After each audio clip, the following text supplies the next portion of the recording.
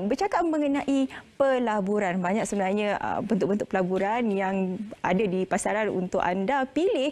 Ada pelaburan dari segi fizikal, ada pelaburan digital. Yang mana satu pilihan anda di luar sana? Satu pelaburan yang menarik perhatian orang ramai kini ialah pelaburan emas. Apakah itu pelaburan emas dan adakah ianya berbaloi? Bila kita bercakap mengenai pelaburan emas ni, ramailah wanita-wanita di sana yang sekarang ini buka mata kerana ini merupakan pelaburan yang paling digemari oleh wanita. Untuk bercerita mengenai pelaburan emas ini bersama dengan saya di studio, Encik Muhammad Sahar Mahdin, Presiden Dewan Perdagangan Islam Malaysia. Assalamualaikum. Waalaikumsalam. Apa khabar Syafiqah? Selamat Hari Raya. Alhamdulillah. Selamat Hari Raya. Bagaimana raya tahun ni? Alhamdulillah, saya dapat beraya di kampung halaman saya di Bangi, di Selangor. Kemudian 3 hari lepas saya pulang ke rumah mertua saya di Kota Baru.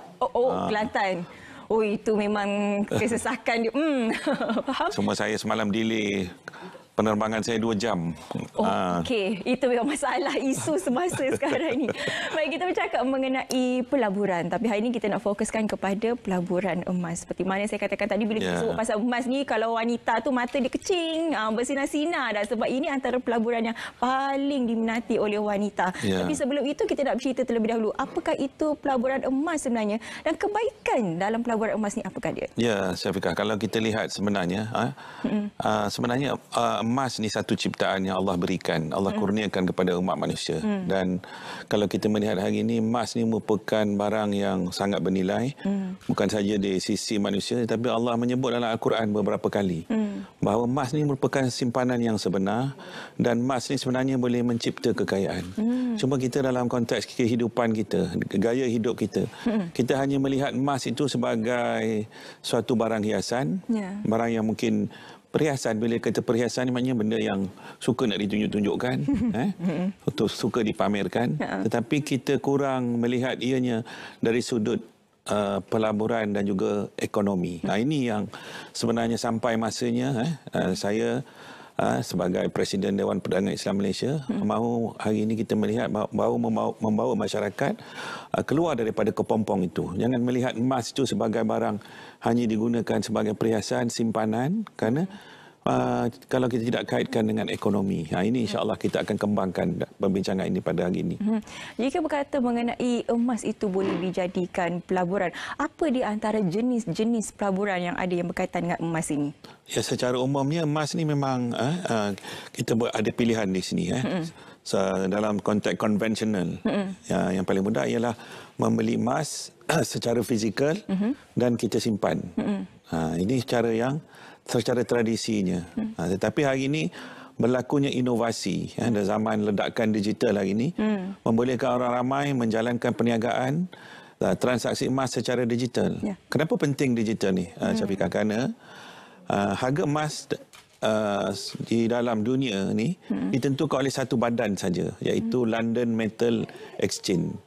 Maknanya kita di Malaysia, sama ada kita orang berada di negara Afrika, negara Brazil, seluruh dunia, dalam satu masa harga emas satu saja, iaitu yang ditetapkan oleh London Metal Exchange. Jadi, dan harga emas ni berubah-ubah setiap saat. Ini yang masyarakat kita tak tahu.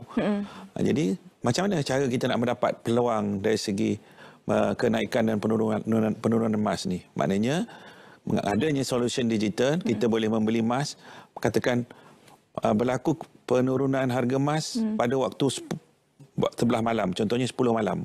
Kalau secara fizikal, macam mana kita nak beli emas pada waktu malam? Kedai pun dah tutup. Keesokan harinya pula kedai dah buka, harga emas naik balik. Sebab saya sebut ni setiap saat harga emas berubah.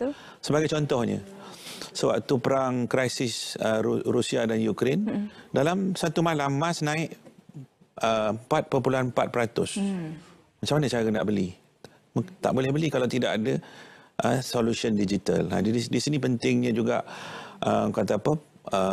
perdagangan emas mesti diintegrasikan dengan elemen digital, patuh syariahnya, dan mesti patuh undang-undang. Kerana dalam masyarakat kita ni banyak yang terjebak dengan skim-skim penipuan, kita sekarang disebut sebagai scammer, di mana mereka boleh terlibat kepada perdagangan emas ataupun pelaburan emas yang menjanjikan pulangan-pulangan tertentu.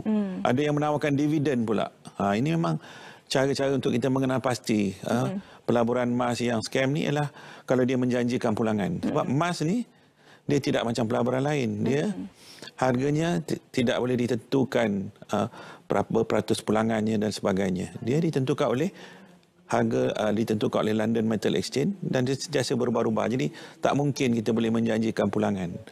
Di sinilah maknanya pendidikan dan kesedaran orang ramai perlu kita berikan, dan hari ini kita ada pilihan.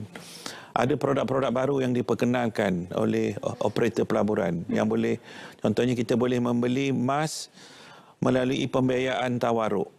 Macam kita beli property, rumah, Syafiqah. Kita beli rumah, contoh harga rumah, kalau di Kuala Lumpur ni rumah teres 2 tingkat, contohnya RM500,000 ataupun RM600,000. Kita tak perlu keluar duit RM500,000 daripada pocket money kita. Tak mungkin pun orang kebiasaan ini boleh kumpul duit RM500,000 untuk beli rumah. Kita boleh keluarkan 10% deposit, kemudian kita boleh dapat pembiayaan 90% daripada pembiaya. Jadi sama. Konsep ni boleh diterjemahkan dalam urus niaga emas juga. Maknanya orang ramai boleh mendapat gandaan ataupun tambahan pembelian emas menggunakan kaedah tawaruk.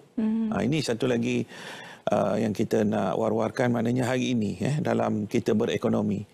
Kita tak melihat emas, kita tidak integrasikan emas dalam bentuk ekonomi. Kemudian kita tidak melihat syariah, kita kaitkan dengan perniagaan dan bisnes. Syariah memikirkan soal, mungkin terlalu memikirkan kaedah syariah. Kemudian emas, cerita dari segi perdagangan emas.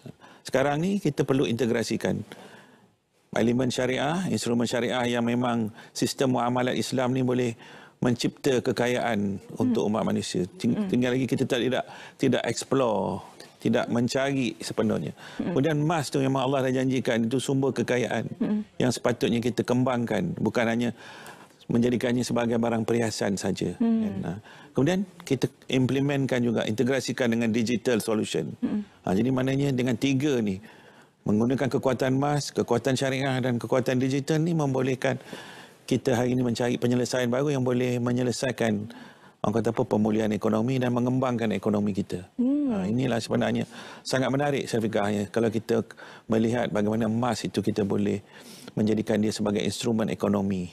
Saya mengambil balik apa yang Tuan katakan tadi, ada yang membeli emas untuk dipakai, khususnya wanita. Dipakai untuk ditunjuk sebab rasa cantik kan. Lagi-lagi musim raya ni, kalau bila kita balik kampung tu masing-masing lah tunjuk gelang yang dia ada, rantai yang ada, semuanya menunjuk-nunjuk orang kata. Tapi bila wanita membeli emas ni, mereka mengatakan bahawa bukan beli semata-mata cantik, tapi inilah untuk pelaburan masa hadapan. Adakah berbaloi sebenarnya membeli emas yang dipakai itu sebagai pelaburan? Kalau dari segi pelaburan, Syafiqah, kalau kita membeli emas di kedai-kedai penjualan emas ni, sebenarnya mereka kena lihat berapa spread. Ini bahasa perniagaan emas ni. Spread tu maknanya berapa kadar keuntungan yang kedai tu ambil daripada harga emas tu kepada kita yang kita nak beli. Jadi saya sebutkan tadi, masyarakat kita sepatutnya tahu. Sekarang ada online, kita boleh cek dalam Google berapa harga LME. Kemudian kita pergi kedai emas, kita tengok berapa harga yang mereka jual.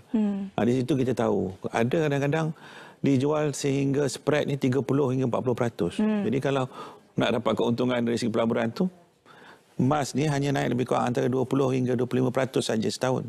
Jadi kalau beli barang perhiasan, awal-awal beli tu dah kena markup 30%. Kemudian bila kita nak pakai duit, kita nak jual, dia akan potong atau markdown lagi 20%. Macam mana nak untung? Jadi hari ini solution ni adalah dengan menggunakan pembelian secara digital. Maknanya spreadnya rendah dan kita boleh jual balik pada harga London Metal Exchange. Carilah produk-produk yang ada dalam pasaran yang memperkenalkan konsep digital di mana spreadnya rendah. Sewaktu kita beli, dan bila kita jual, kita tidak dikenakan markdown yang terlalu tinggi. Jadi ini formula yang harus dipelajari oleh masyarakat awam supaya mereka tidak hanya terikut-ikut. Orang kata kedai itu murah, dia serbu kedai itu sampai pecah kedai itu.